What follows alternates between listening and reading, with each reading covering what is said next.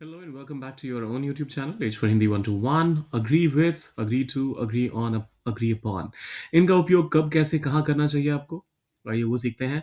फटाफट से पहले एक क्विक समरी देख लेते हैं इसकी।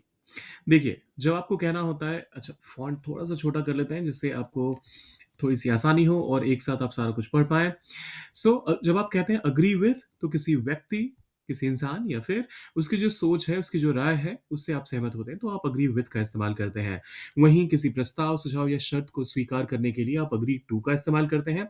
ध्यान दीजिए, आप यहाँ पर इंसान की बात नहीं कर रहे हैं। इंसान के द्वारा दिया गया प्रस्ताव, जब आप उससे अपनी सहमति जताना चाहते हैं तो आप अग्री टू का इस्तेमाल करते हैं।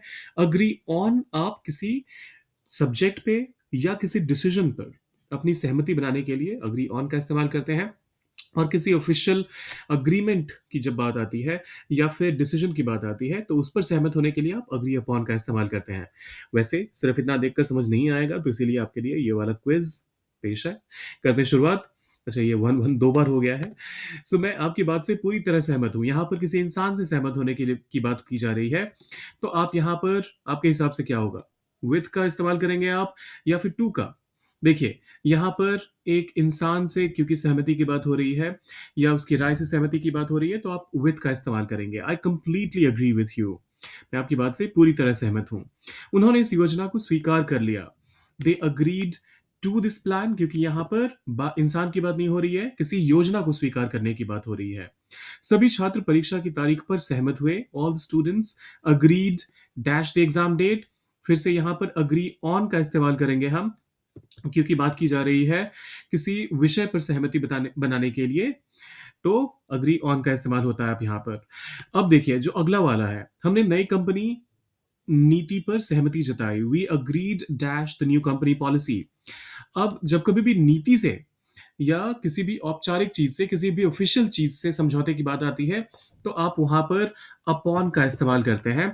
तो इस वजह से मैंने यहां पर अपॉन का इस्तेमाल कर लिया। We agreed upon the new company policy. क्या तुम इस नियम से सहमत हो? Do you agree dash this rule.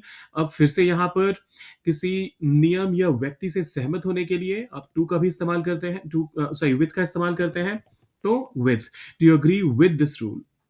उन्होंने इस अनुबंध की शर्तों को स्वीकार किया। शर्तों को स्वीकार करने की बात हो रही है, इंसान से सहमति की या फिर किसी नियम से सहमति की बात नहीं हो रही है, तो आप टू का इस्तेमाल करेंगे यहां पर और कहेंगे they agree to the terms of this contract. फिर आता है दोनों पक्षों ने सौदे के नियमों पर सहमति जताई। अब देखिए, फिर से सौदा या समझौता, जब इस तरह की बात होती है तो इस केस में आप अपॉन का इस्तेमाल करते हैं। Both parties agreed upon the terms of the deal. मैं आपकी राय से सहमत नहीं हूं, किसी इंसान की राय की बात हो रही है फिर से, तो आप विथ का इस्तेमाल करिए यहां पर। I don't agree with your opinion. दोनों देशों ने व्यापार समझौते की शर्तों पर सहमति जताई। फिर से व्यापार सौदों सौदों पर समझौती सहमति जताने के लिए आप अपॉन का इस्तेमाल करते हैं। टर्म्स कंडीशंस की जैसे बात आती है तो आप अपॉन का इस्तेमाल कर लीजिए। और ये आखिरी वाला आपके लिए, क्या तुमने उसकी योजना को स्वीकार कर लिया? Did you agree. अब देखिए, इंसान की बात हो रही है। यहाँ बात बात हो रही है किसी सुझाव या फिर योजना को स्वीकार करने के लिए। और ऐसे में आप कौन सा प्रेपोजिशन इस्तेमाल करेंगे? सोचिए इसके बारे में, डालिए उसे कमेंट बॉक्स में। और जाने से पहले सब्सक्राइब, लाइक और शेयर करके जाइएगा। मिलते हैं जल्दी।